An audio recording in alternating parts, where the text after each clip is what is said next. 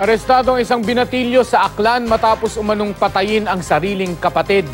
Sa Zamboanga del Sur, patay naman sa pananaga at pamamaril ang isang barangay kagawad. Yan at iba pang balita sa Visayas at Mindanao sa report ni Nico Sereno. Nasa pangangalaga ngayon ng DSWD Aklan ang binatilyong sospek sa pagpatay ng sarili niyang ate. Ayon sa pulisya, hinampas ng 14 anyos na sospek ng kahoy ang kanyang 22 anyos na kapatid.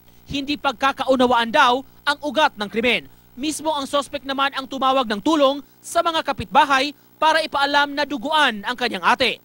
Dinala ang biktima sa ospital pero idiniklarang dead on arrival. Kinukonsiderang children in conflict with the law ang sospek at hinihintay pa nila ang desisyon ng pamilya kung magsasampa ng kaso.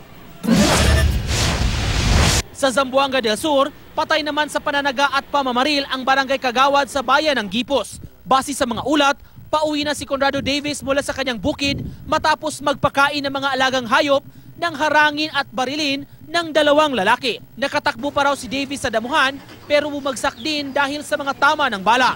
Pero hindi pa raw nakontento ang mga salarin at tinaga pa ang biktima sa iba't ibang bahagi ng katawan. Away sa lupa at may kinalaman sa trabaho ang mga tinitingnang motibo ng pulisya. Patuloy ang investigasyon sa insidente. Balikulungan naman ang isang ex-convict sa Sinakaban, Misamis Occidental. Sa bisang ito ng search warrant para sa paglabag ng Comprehensive Firearms and Ammunition Regulation Act. Nakuha sa bahay ni Filoteo Arcamo Jr. ang isang baril, 4 na bala, isang pampasabog at 6 na pakete ng hinihinalang shabu.